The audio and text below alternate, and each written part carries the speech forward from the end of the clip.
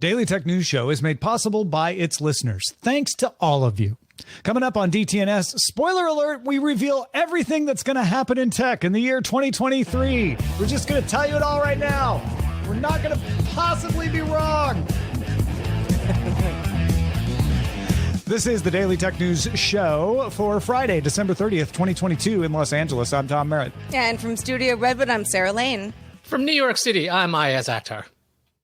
I'm the show's producer, Roger Chang. And joining us to spoil everything that's going to happen in 2023, data scientist, comedian, circus performer, and host of Majoring in Everything, Andrea Jones-Rooy. Welcome back. Thank you so much for having me. It's good to be here. Good to predict the future. I'm glad the data can tell you exactly what the future... It can tell us everything. as we well know. Also, co-host of Brad and Will Made a Tech Pod, Will Smith. Welcome back. I'm here with all the very serious future predictions, as you can tell. Yes, the prediction that Will is making with his accoutrement is that we will all wear light up reindeer horns. Look, we need more rings in our lives. That's like we need hoops. Where's the future? It's the 21st century. We should all be wearing like rings around our heads. They should float. They should spin. They should be all lit up. It kind of is like a slight Donnie Darko vibe, but I like it. I will then re-don my top hat. Oh, it's so good, Tom. Yeah. I am entirely unadorned, though I do have a huge pile of circus costumes just down here to my right. I could have put them on for the I mean, you could totally just outdo all of us in a heartbeat, right? Yeah. Depends on your appetite for sequins, but yeah. Insatiable is how I would describe our appetite for sequins. Here on December 30th, just days away from sequin-filled New Year's Eve, I would expect, right? Mm-hmm. Mm-hmm. Sarah Lane, yes. You get the distinct honor of starting us off with what is going to happen in 2023 in the world of technology. What do you think is going to happen? The first of your predictions. Okay. So, all right. So I've thought a lot about this. And obviously, as of late, the Twitter circus that it is its own thing. But going off of Twitter for a second, thinking, okay, well, where do we all want to talk in the future? Let's just say that, we have other options but besides Twitter and Facebook and Google Plus, haha. And I've been really interested in testing out the waters of all of those alternatives. And I think that Mastodon has gotten the most attention recently because, well, for a variety of reasons, decentralization is one of them, but also just a kind of like, it kind of seems like Twitter, but it's better than Twitter in these variety of ways. And having spent a lot of time on Mastodon, I'm going to predict, and it's not because I want this to happen, but it's because I think that it just isn't gonna stick. I think it is something that people are enthusiastic about. The idea of Twitter being a version of Twitter where there is no, one person in charge or, a company in charge is very attractive. And that said, and I'm among these people, many people who live and work in tech and understand how this all works, kind of keep going, yeah, but is this really the future? I don't know. I want it to be. And yet my prediction is that I think it's not going to work. Okay, but I'm going to push you a little bit. What does that mean, not going to work? Does that mean like it fades and people aren't going to be using it the way they are now? Yeah, I feel like it's going to, let's call it 6 months from now in 2023. I don't think Mastodon is going to be a thing. And, like I said, I would like that to be not to be the case. I feel like there are too many folks saying to me, too many folks who know exactly how it works and why it's good to be like, but where is everybody? It's, too deregulated and people are all over the place and, maybe they have other options. I just don't see it. I don't see it being the new social network.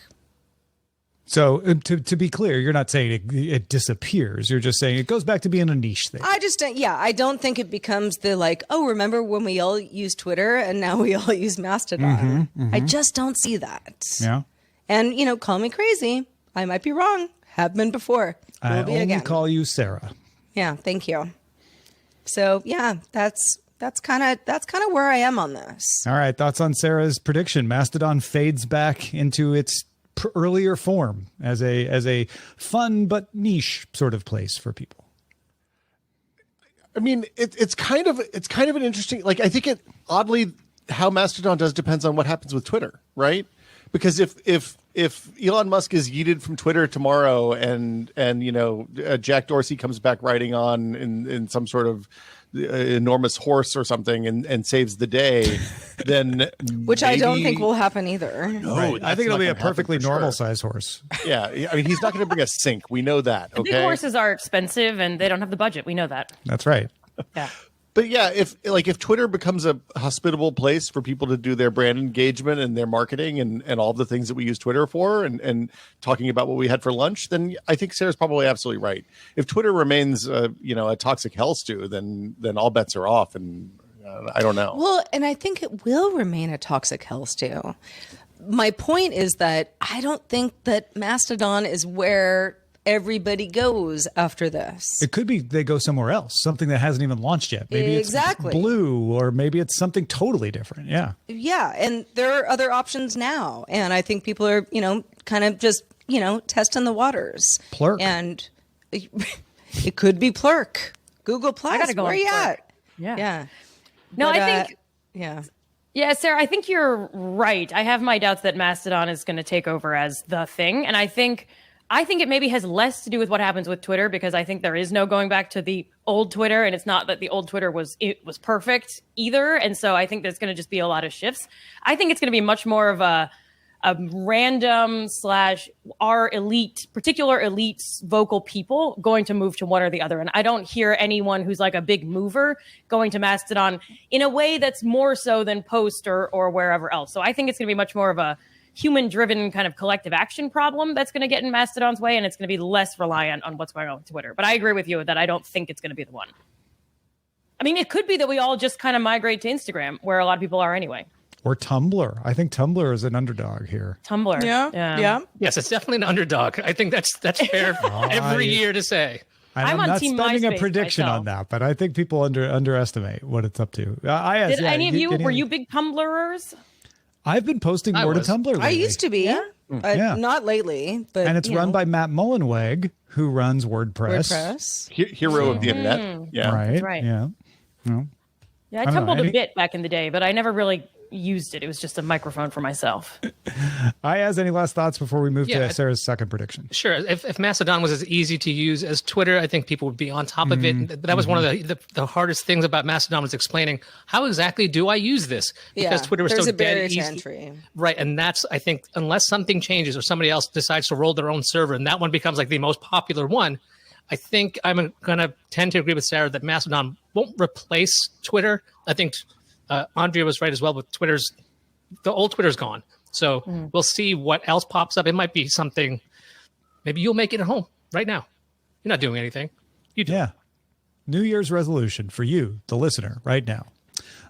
Which makes me think of Twitter Blue too. Could do like fix what Mastodon and It that sort of, won't. yeah. Maybe it will, maybe it won't. What's your second prediction, Sarah? Okay, so my second prediction has nothing to do with Twitter. Sigh of relief from everybody. However, we have heard over the last month or so, a lot of rumblings about what is going on in the smart home. The Voice smart assistants. Voice that kind of assistants. stuff? Thank Yeah. you. Thank you. Yes. Which Amazon's assistant, I will not say her name, but we all know who we're talking about. But that is not the only one. There's obviously, Google Home and Bixby and, however many others. I know. Haha, Bixby. But what I wonder about, and this is actually something that's going to affect my life, because pretty much my entire home is a smart home where I tell it audibly to do all the things. Turn my TV on. Make my light, over on that particular dresser 50% rather than 100%. I have lots of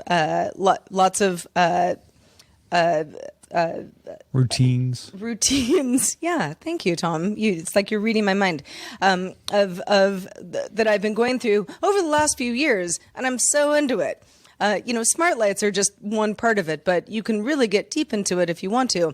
So when I had heard that, at least, if you're just talking about Amazon specifically, that, there might have been, they had spent a little bit too much money in that arena and they're going to cut back, and maybe they don't really know what the assistant is super good for over time. That gave me some pause. And I don't really know what that means. If nothing gets better than it is right now, my life doesn't get worse. I want to talk to my television. I want to talk to my my microwave, which I do. I want to talk to my fridge. I want to talk to my certain lights in my bathroom. All is fine. But if it doesn't get any more complex than this, I'm not sure that anybody who isn't an enthusiast the way that I am right now is going to get into this. And I think that that's what a company like Amazon or a company like Google, et cetera, are worried about.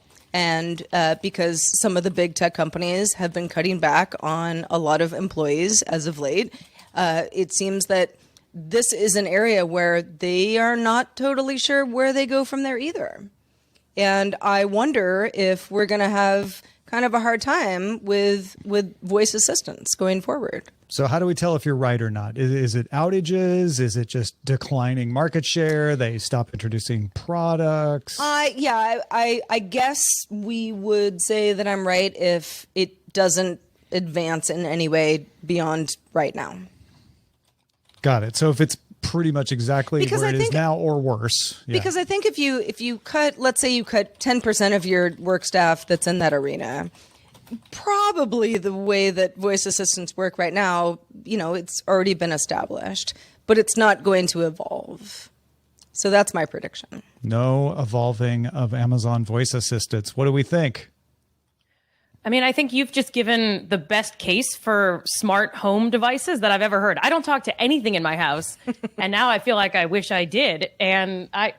So I don't know. I might now have been propelled to go against your prediction and put all my energy into buying it. Sarah's prediction causes Andrea to single-handedly save the Amazon voice assistant. Yeah, we're causing our predictions to materialize. No, I think that you're right. And where I thought you were going to go with this when you first opened up is it was going to go away because why do we have these?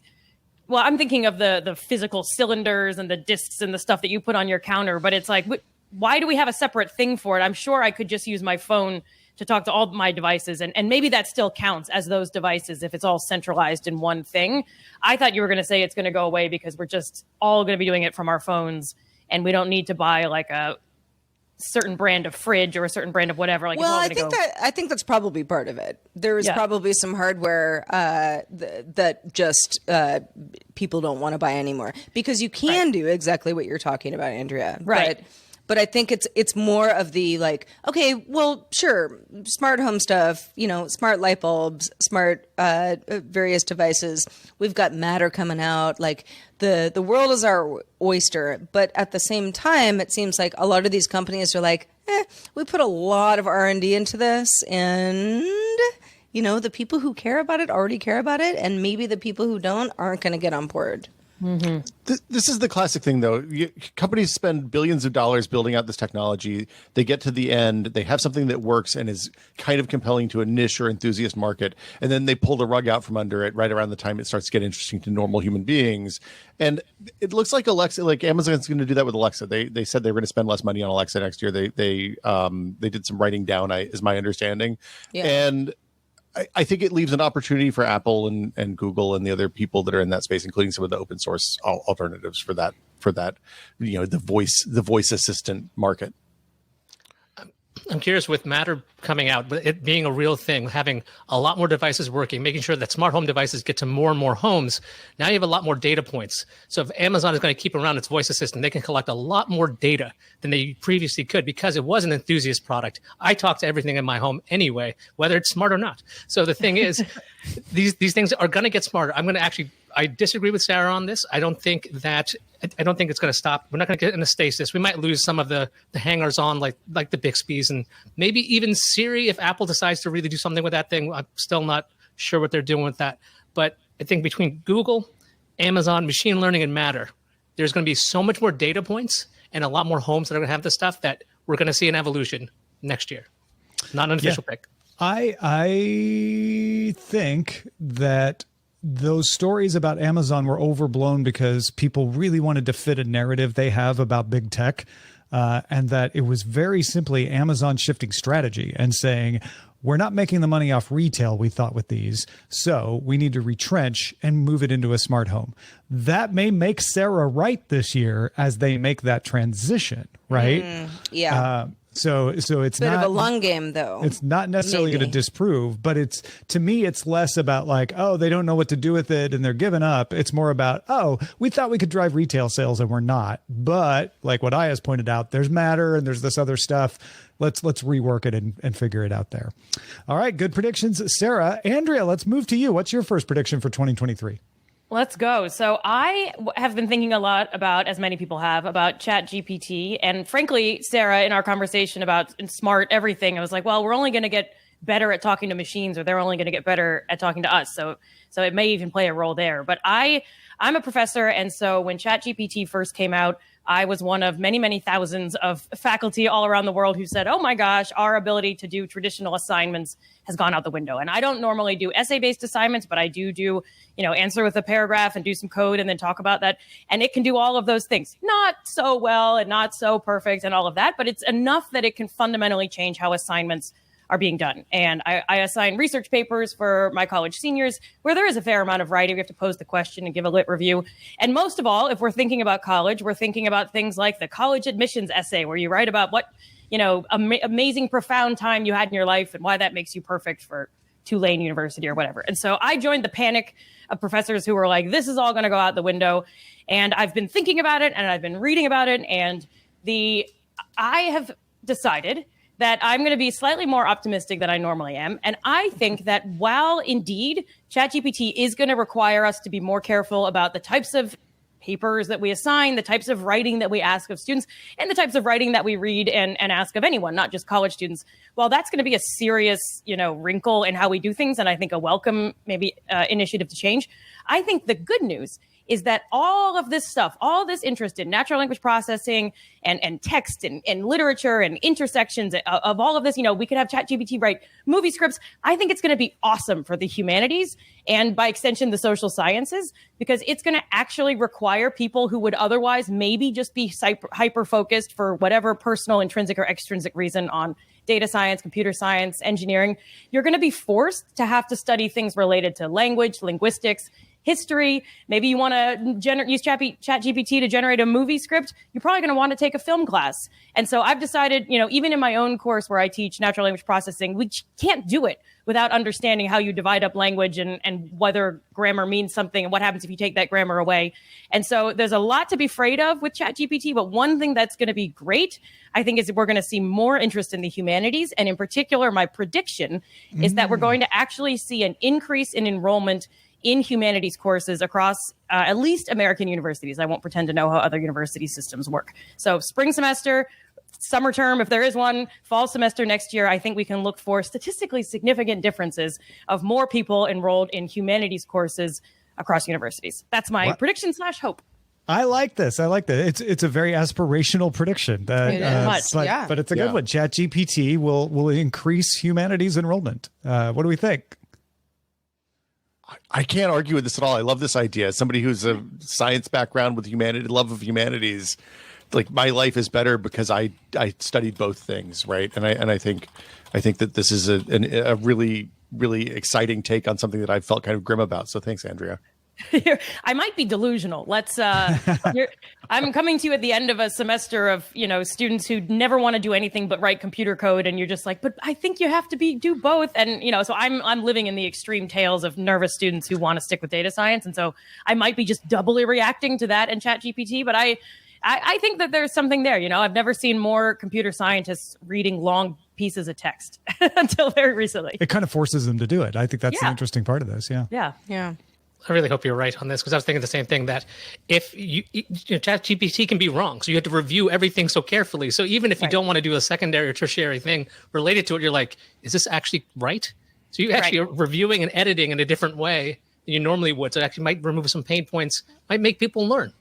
Yes. No, I absolutely, I read a point similar to that I not my own, but I was very excited and helped me get to my prediction, which was, maybe we see students who aren't taking classes that are history, literature, and so on, because you have this idea that you have to write a big paper at the end and no one wants to write papers. I don't want to write papers. No one does. And so if you have an idea that writing the paper itself is actually going to be made easier because at least a rough draft can be given to you, I think it will still be a lot of work, and maybe even more work in the end. Like if you ever try to rejigger someone's code instead of writing your own, sometimes it's faster and sometimes it just ends up taking way longer because you're trying to make sense of what someone else has done. I think that it will make a perceived barrier to entry for taking these courses and enjoying them. I think that will make that barrier to entry lower, and therefore more people might take it who might otherwise be interested but dissuaded because of the essay side of things. I almost made responsible AI frameworks one of my, that's not the prediction I'm making, but this fits right in with that. Yeah. Okay. All right. Prediction number 2, Andrea, what do you got? All right. Well, I'm glad you said responsible AI frameworks, and we've talked about this on the show, so maybe that's why it's on my mind. But I will link the Twitter conversation with responsible AI in that I think the mess that's been going on with Twitter is going to be one of the biggest drivers to my actual prediction, which is we're going to see a passage of the, I forget the exact the algorithmic, what's the name of the bill? There's the Algorithmic Accountability Act of 2022. I was like, I'm sure there's legislation out there. So there's the Algorithmic Accountability Act of 2022. It's been brought up in Congress. It's been proposed. It hasn't gone through any other steps. My concrete prediction is that or some version of it will be passed in 2023. And I am arguing that Twitter and the mess that it's created will actually propel it to be more likely to happen this coming year than in future years. Because as we were talking about with Sarah's prediction, we all experienced how much a change in an algorithm or even a change in one person who then changes the people who change the algorithm has impacted our lives. And I think it's a moment of this is water. We just live in algorithms. We don't really, they affect our lives. We don't really see it. Whereas we all kind of got to see not a counterfactual, but we're living in what is kind of a parallel reality with a different person at the helm. And I don't know about you all, but I am seeing differences in my timeline, right? I'm seeing different things are being promoted. People I used to follow, obviously some are leaving, but they're being not as promoted. And I think we're experiencing how much of an effect the algorithms have on us because we've just been given this big moment of change. And I think feeling that has started to make me, and more importantly, lots and lots of people question, hang on, well, what if one other person just flipped a different switch at YouTube? What if someone changed something big at Instagram? And yes, these algorithms evolve all the time, and there are little changes, and we move towards Reels, and people complain, or they take it back, or whatever. But I think this big kind of punctuated equilibrium moment where it's the before Twitter and the after Twitter, and how much of an impact these algorithms have on literally the world that we are experiencing, the news that we're given, the perspectives that we're put in front of. I think that seismic shift is going to spur more people into action and support for algorithmic accountability in Congress. I don't know that those bills are going to do anything. My prediction is just that we'll see some legislation. You got to where I was going, which is I think you're right that everyone being upset about something will cause a bill to be passed, whether it has any effect or not. Totally different thing. Yeah. Living in a post-algorithm world over on Mastodon has been really fascinating, right? Because people are coming in, they're like, wait, how do you find stuff? Oh, I have to wait for somebody to boost it into my timeline. How do I find people to follow? You follow hashtags and you do all the things that we used to do in the pre-algorithmic timeline version of Twitter. And it's just incredibly foreign at this point. So yeah, I'm all for algorithmic accountability, whether it comes in the form of an act or, something that actually works. I mean, the other version of this, I was trying to think about what's the measurable version, maybe more impactful, but potentially harder to measure version of my prediction or manifestation of my prediction is we may see the big tech companies, and some are already doing this, we may see the big tech companies start to post big websites or big pages where they actually walk through how the algorithm works. Now, I realize that just knowing that doesn't tell you what the output's going to be. Just looking at a bunch of code, I think wouldn't be sufficient. You'd have to talk about like, what are my decisions around? What am I training on? What am I testing on? What am I this? I don't know that a lot of people are going to bother to read those. I don't even know that that's something that companies would be open to doing for, privacy. The algorithm is the product that they're making money on at the end of the day. But my other idea, apart from legislation, was like, maybe the 10 biggest tech companies, you'll start to see like YouTube is like, hey, here's a high level how the algorithm works. I don't know. That would also put a lot of people whose job it is to say, here's how to tackle the TikTok algorithm, like out of business. So maybe not. Yeah, although I look at it like security. Open source programs are more secure because more eyes are on them. So maybe that algorithm will be more secure with more eyes on them. But it's a different situation when you're talking about gaming an algorithm, where even if you let people know what the algorithm is, sometimes the people who make the algorithm don't even know why it works the way it does. Well, so exactly. I'm not sure how helpful this ends up being. But that doesn't mean your prediction won't come to fruition. Right. Well, I really must be down on algorithms because I'm like, I don't think the transparency about the algorithm itself is going to help us, but Congress might. Like, that's a delusion that I'm living in. You lose me there, but yeah. Yeah. All right. Any other thoughts on Andrea's prediction? I think that the threat of legislation. I didn't read the actual. I didn't look at the actual text of this Accountability Act yet, but I would think that the threat of it would cause a consortium to exist within the big companies. Going, we're going to regulate ourselves because we actually know what we're talking about. At least we can show you that we have an idea what this is. Because every single time I've covered a congressional hearing regarding technology, it's not gone well. Let's go with that anyway. It's just been a bunch of befuddled people who have no idea how technology works. And I fear for what they might unintentionally put in these bills because they don't understand what they're talking about. So I think it might force a self-regulation just because it'd be a good PR move from the big companies. Yeah. Don't regulate us. We'll regulate ourselves is a common response for sure. All right, let's move on to you, Will Smith. Put your money where your antlers are. What's your first prediction for 2023? Well, so I think that Apple knocked something loose when they did the do not track flag on phones a couple of years. It seems like forever ago, but it's probably been like 9 months or a year or something at this point. We saw what it did to Google and Apple and Facebook's valuations in terms of how it's impacted their ad revenue. But I think more importantly than the revenue side, it's made people focus on privacy in a way that 20 years of Cory Doctorow yelling about people being tracked on the internet hasn't had an impact. The idea that every time you open an app, it says, "Hey, I don't want to be tracked," is an important.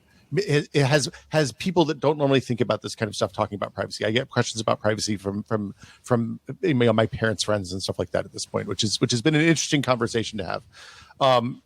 I think that along with that, I've been working on the FOSPod for a year now, which is we talk to people who create free and open source software at all different kind of stages on the life cycle of that. And one of the things I've noticed along as part of that podcast is that there's a moment in a lot of popular open source software where there's an inflection point where the number of users skyrockets, and as a result of the number of people who are contributing to the code skyrockets, and then all of a sudden the kind of scrappy underdog open source software becomes the market leader in a segment. And it's a really exciting moment for these projects. How they, like, the podcast is about how they transition through that moment a lot of times. And I think that those two things are combining to, the privacy focus is pushing more people toward open source software, because the perception is that open source is it's better to work with an open source software than have Adobe or Google or Amazon or Facebook tracking your work and how you're participating in the internets. And at the same time, those small projects are becoming really good. Tools, everything from like Blender and Inkscape for content creation, or Audacity, to running Home Assistant on a cheap Raspberry Pi versus buying something from Samsung or Google to do your home automation work. The tools are getting really, really good. And I think that those two lines are going to intersect. Those two trends are going to intersect, and we're going to see a much wider interest in adoption of open source software in the next year. But I don't the asterisk is I don't think it's going to be the year of Linux desktop. Though, You stole my joke. I was going to make you answer that. Yeah, no, it's absolutely not the year of Linux on. So that's your prediction. This is not the year of Linux on the desktop. Yeah, it's a total cop out prediction. I'm saying that 2023 will not be the year of Linux on the desktop. Yeah, but you think we'll see a measurable increase in adoption of open source? That's interesting. I mean, we're already seeing it in like Blender is the use of Blender in the games industry is kind of going through the roof this year. People are looking at it as, hey, it's the tools that it competes with are phenomenally expensive, but it's also kind of the Swiss Army knife, and people are learning how to use Blender in art school now, and it's opened the doors to a lot of potential artists that maybe didn't have access to those tools previously. That's a good one. Any thoughts on Will's prediction? I hope he's right, because that's another one. Like you usually get a lot more eyes on it. We talked about it before. A lot more eyes on the actual code. You know what's going on. Things get fixed when things are gone wrong. You know about it right away. Like there's very little downside to it, unless somebody actually takes that open source software and closes it up later and calls it something else. You know, like the XBMC thing that happened a long time ago. Right, or some kind of unintended secondary use. But I like to think that that's going to happen. People are going to do nasty stuff with code no matter what, and I don't know that keeping things, helpful tools on the internet that are open source, that's necessarily going to drive it. No, I think it's good. I'm excited that there's another positive prediction. One thing I would want to know, and I realize this isn't part of your prediction, is who are going to be the people using and making available these open source tools. And in particular, as I've sort of tipped my hand on this, I'm very interested in getting people who are currently maybe not technophobic, but techno hesitant or feel like they're not coders or can't get involved. I would love to see not just more people using open source code who already have access to or awareness of these tools, but taking more advantage of them, but also maybe inviting in, just like Will was saying, like artists and other people who don't typically use or interact with, technology in that way. I would be really excited if it goes that far. All right. Let's move on to your second prediction, Will. What do you got for us? Okay, so the second thing is I've been thinking a lot about computational photography, which is the idea that your modern smartphone has this kind of crappy image sensor on it. It's a small sensor. It's a small piece of glass. And typically, with photography, you want a bigger piece of glass and a bigger sensor. But somehow Apple and Google and Samsung and all the people making smartphones are now creating these unbelievable photos out of these tiny little sensors by combining multiple sensors and doing a bunch of really smart compute work around that. And I think that idea of compute plus an existing endemic market is, probably it's decimated the photo market, the dedicated camera market. I think that there's probably other markets that's going to come into, and somebody's got to be working on this right now. So my prediction is that someone will add. I think home audio is probably the obvious one. So I think that someone's going to add compute to the home audio category and just absolutely demolish the endemic players.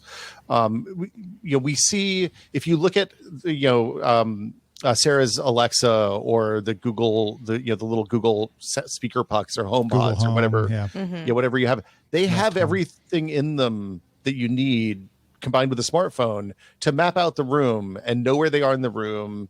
They have microphones, they have directional speakers. Presumably we could build a really impressive sound field with a depth camera on your phone by scanning your room, letting it know where the speakers are, and then use the magic of massively available edge compute to make those tiny $50 kind of crappy speakers sound like something that's going to make the 5 foot tall clipshes in my living room sound like they're for babies. So that's my prediction is computational audio is going to be a big thing next year. Oh man, I hope it is. I really do. I think really the biggest barrier are people being like, well, that's too much information. I don't want to tell people how my home is set up, because you get that all the time, right?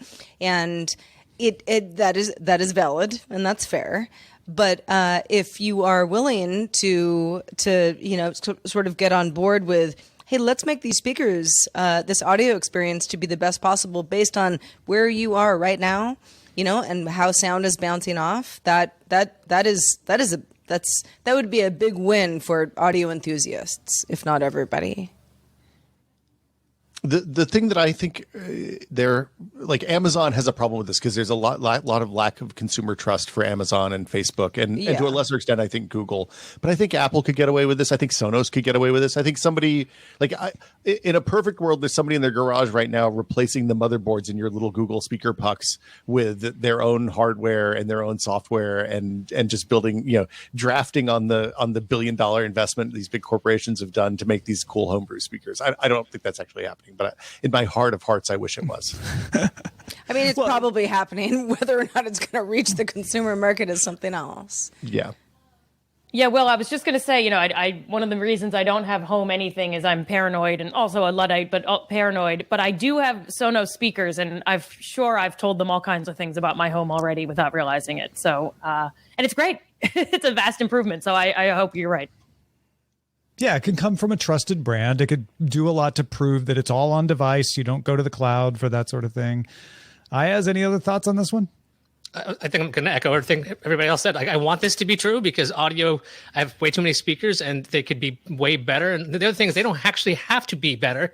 I just need to hear them in a different way. Maybe they don't need to be projecting every which way. It's just like, we're going to get to you. We know you're sitting there right now. So that I want to be true, but I don't have high hopes. Because I think if Will's wrong, it's because he's too early. Like it may not happen next year, but I think you will eventually be right about this. It makes perfect sense. People dismissed the idea that you could replace those big complex lenses with something in a smartphone, and look what happened. So, if it doesn't happen next year, I still think you're probably going to be right down the road. Fingers crossed. We'll see. Yeah. I just want to make all these little speakers sound good, please.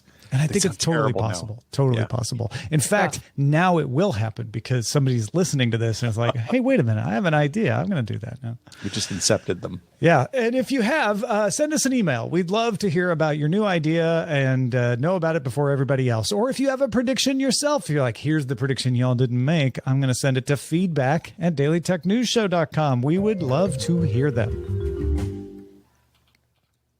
All right. Coming into the home stretch.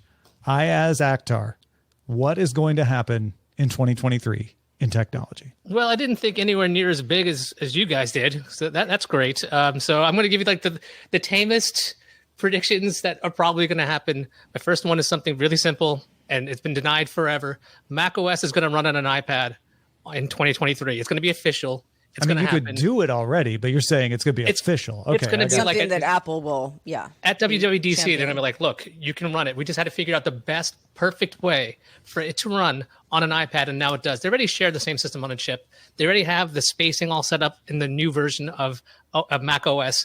Everything got spaced out. There's so much overlap at this point. iPad apps, iOS apps also run on my Mac Mini right now. The M1 Mac Mini, it's super old.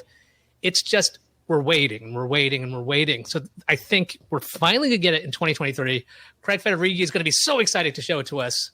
It's going to be okay because there needs to be a reason why the iPad Pro and the MacBook Pro, like how do these things coexist? And they got to figure this out. So I think we're going to have Mac OS on an iPad. Will it replace iPad OS or will it be like a boot camp situation? No, I think it'll be an app. As in, like, you open up Mac OS 10 or not OS 10. Yeah, that Mac feels OS, very Apple-y. You're right. Right. So, like, when you dock it, it acts like a desktop. So, basically, look, here's if you really want to think about how this is going to work, think of about how Windows 8 was supposed to work. And this is how it's actually going to work. It's like, oh, you dock it. Now it knows. It's a computer now. Oh, now you have a touch. Now it's going to be iPad first. It's going to be one of those smart devices that figure out how you use it when you need to use it. Oh, you're docked with a laptop with a keyboard. Now it's more like a PC. Like it's going to do that because Apple's going to just copy Windows 8 and do it right. This is a fascinating idea to me. Right? Like of all the, like, I think if anything, you're probably like 5 years too early because what they'll do is they have this running right now in Cupertino, right? Like you could go into the mothership right now and this is how Federighi uses his iPad right now. But they're going to wait until nobody wants this feature anymore and it completely doesn't matter before they actually roll it out. And then they'll make a big fuss about it and how great it is. Oh, whenever it happens, that's going to happen for sure. Yeah. Oh, interesting. Is it going to go as far as, I imagine not, but I would kind of just for fun like to see it on my phone as well. But if it works for an iPad, it should work for a phone, right? For the most part. They still keep those things separate, which is still strange. There's certain multitasking things you can't do on an iPhone, even though they got huge. So I don't see, unless they make Mac OS an app, just like I was talking about, you dock a phone and it does it. That would be, they've had patents for that in the past where you could basically dock a phone, make it a laptop. So they could do it. That's not my prediction right now. I don't think an iPhone's going to do that. Put predictions in your mouth. Foldable iPhone that runs iPad OS and then could do this. That might be your entry point to the phone, because the phones with the A chip won't do this, but a foldable would have an M chip in it, presumably. Possibly, anyway. I mean, 10 years out is the convergence, and I know people have talked about this forever, but the convergence of iPads, laptops, and phones, it's just all one medium-sized block. And I agree, folding. Yeah. Right? Why do we have all these separate devices? Doesn't make any sense.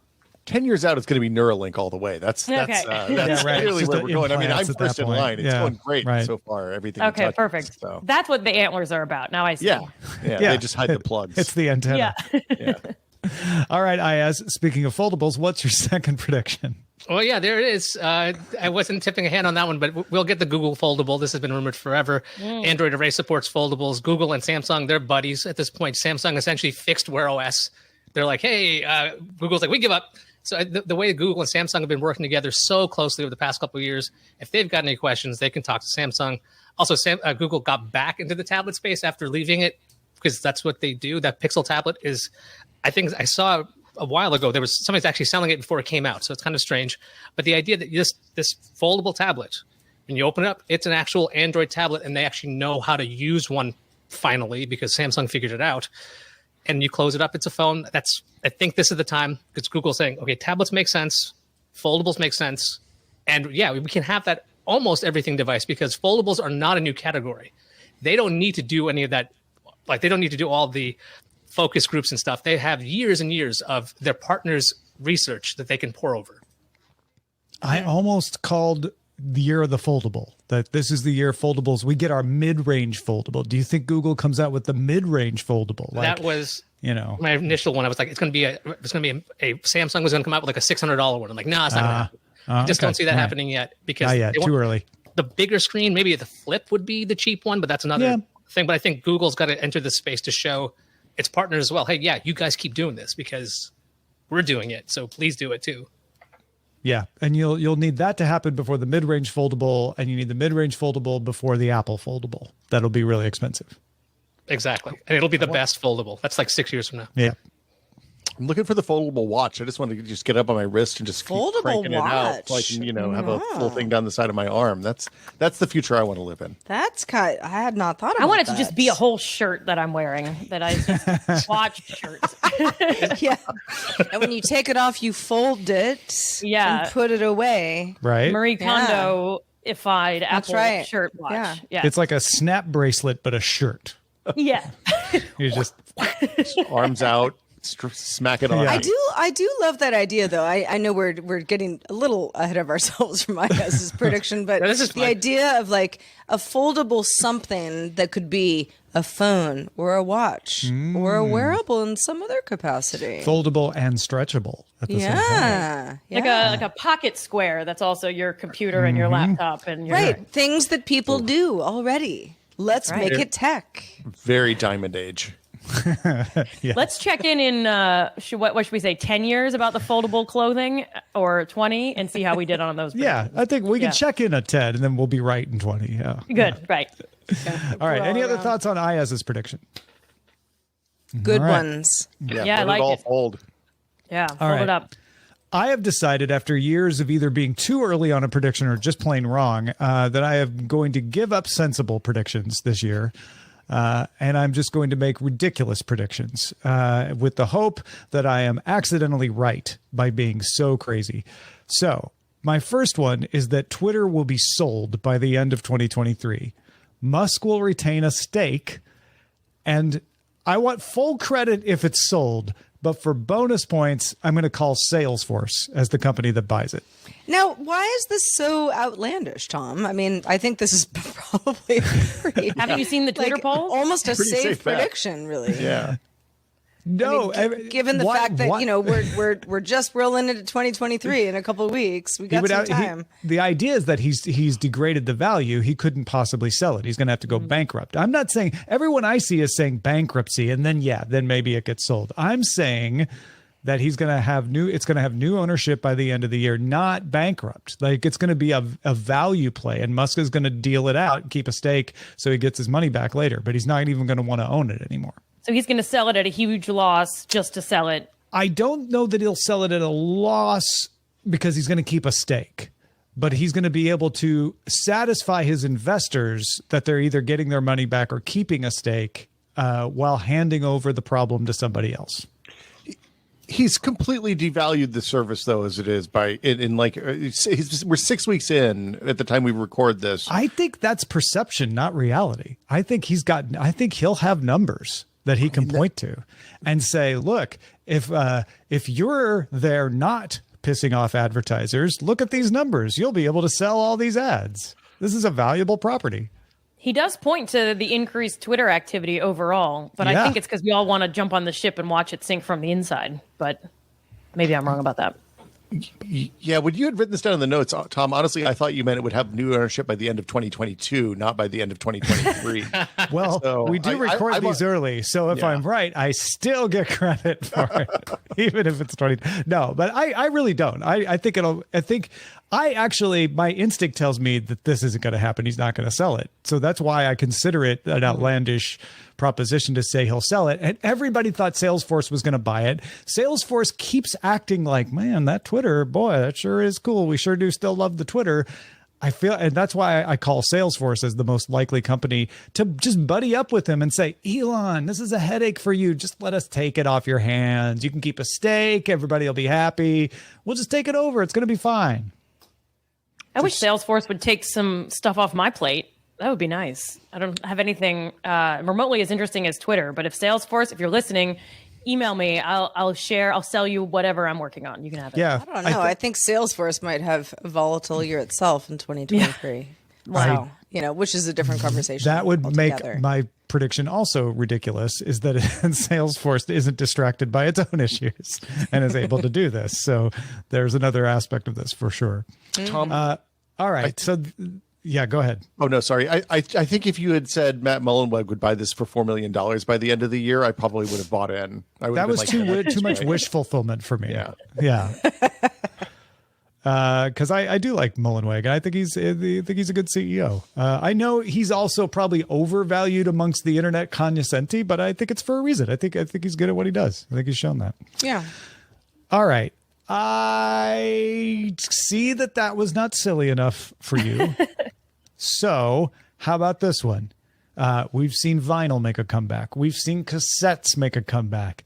I predict in 2023, floppy disks will make a nostalgia comeback. Kids will want to buy software on the save icon. Really? You can do that.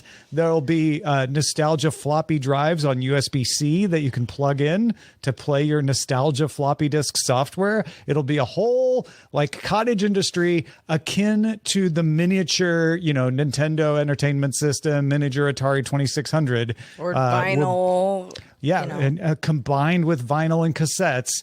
Boutique floppy disk nostalgia comeback. For clarity's sake, are these 1.44 megabyte discs, or are you talking about the really big floppy ones, the 5.25 inch one? Or are you talking about the same capacity? What are we talking about? I'm talking about 3.5 inch discs, probably.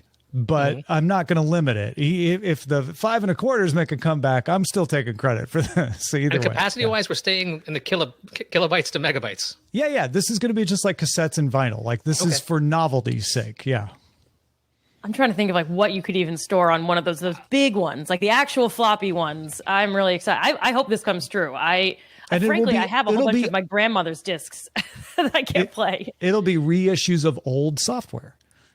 Okay. So it'll be Civilization 1 and Dungeons and Dragons, the first one, and Sim City and all that kind of stuff. Oregon Trail. Yeah. Yeah, my first question was going to be, okay, floppy disks, I can see, but how would you use them? But yeah, if there's a cottage industry of hardware that allows you to use them, and it's kind of like a fun enthusiast thing, probably, largely between like parents and kids being like, see, this is how we used to do this. It's fun, right? I totally see that. It goes with the whole 90s era Y2K nostalgia wave. Yeah. Look, I think there's going to be people building synths out of floppy disks. I think you're not. You need to go one step further, and people are going to take mic up the motors and hook them up so you can play them with like MIDI keyboards, and you can control them like that, like a full on synth. Make that good clickety clackety. I like this. Yeah, take this, run with it. I love it. Make it happen. Yeah. Cool. Yeah, I love what we're like. Let's get rid of like the cylinders in our homes and shrink the speakers and all that, but also fill our homes with devices to play huge old-fashioned technology. Right. It's like, we got rid of the bulky entertainment center and we can listen to everything on our phone, but now we're also going to buy a record player. Yeah, exactly. It sounds like the slow cooking movement. Like, you know how long it took to do anything with floppy disks? It's like, okay, I want this. I remember I got the Windows 95 upgrade. I think it was like 13 disks, but they were specially formatted. They were larger than 1.44 megabytes. So I'm just thinking like the hours and hours and hours and okay, hitting okay. All right, hit the next disc, hitting okay. Let's start to make a clicking sound. Uh-oh. Yeah. Take it out. Okay. And then like, 2 or 3 hours later, you have your upgraded version of your software in a virtual machine somewhere. So, I mean, the idea of, hey, son, take a look at how they used to be. You'd be like, I'm out. I'm not watching this. This is Except like 2 hours. Everything's going to be so much faster because it's all going to be running on modern machines. They're going to have like virtual software that slows things down to make it feel like it's real. I mean, sillier things have happened. I love it. It's a lot of work to get where we started. Like we could have just not had the technology of the last 30 years. And I'm just saying, I love it. if anyone had predicted cassettes would make a comeback 3 years ago, I would have thought they were ridiculous. So I'm going with it. Yep. No, I have friends who carry around just huge, binders of cassettes, just like we used to in the 90s, and they carry them around now. So yeah, 100%. Yeah. Just buy your USB drives now. Yeah. I want a USB-C floppy disk drive. I think that's really at root of what this prediction is about. There's probably one already. Yeah, they're there. I just want the ridiculousness of that to be justified. We need to make it a thing. By the time we review these predictions a year from now, I want your shelves behind you, Tom, to have nothing but USB-C floppy disk drives. But there's so many other things he has behind him. There are a lot I of was just looking to see if I had any floppy drives within reach, but I only have CD-ROMs, so nice. Well, while Tom is looking for those, thanks to everybody who helped us with our 2023 tech predictions. A lot of good stuff. I feel like mine were the worst, but you never know. That's the fun of this. And a year from today, we'll all come back and talk about who was right, who was wrong, and who got 25% right and the like. But thanks to everybody who participated. Andrea, we'll start with you. Let folks know where they can keep up with the rest that you do. Sure. You can find me on the various social medias at Jones-Rooy, JONESROOY. Will you be able to find me on Twitter versus Mastodon versus Post versus the others a year from now? Who knows? Let's see if Sarah was right. Otherwise, I'm at jonesroy.com.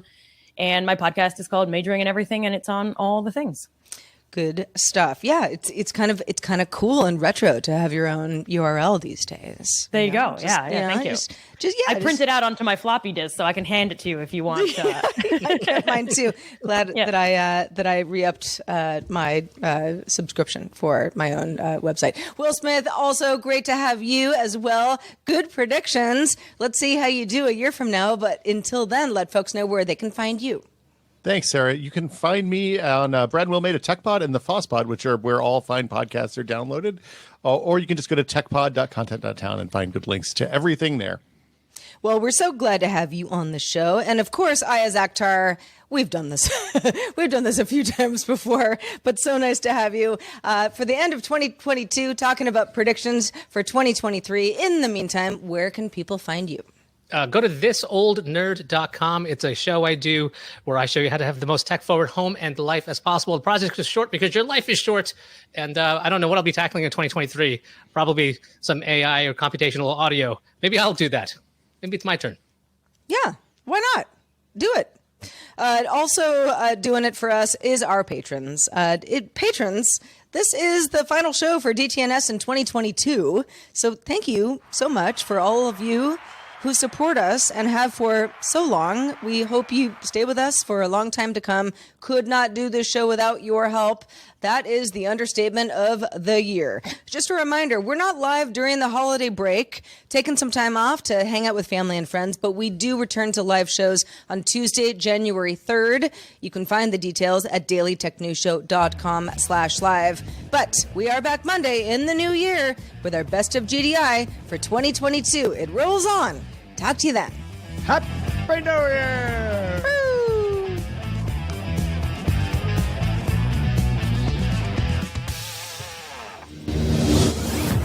This show is part of the Frog Pants Network. Get more at frogpants.com. Diamond Club hopes you have enjoyed this program.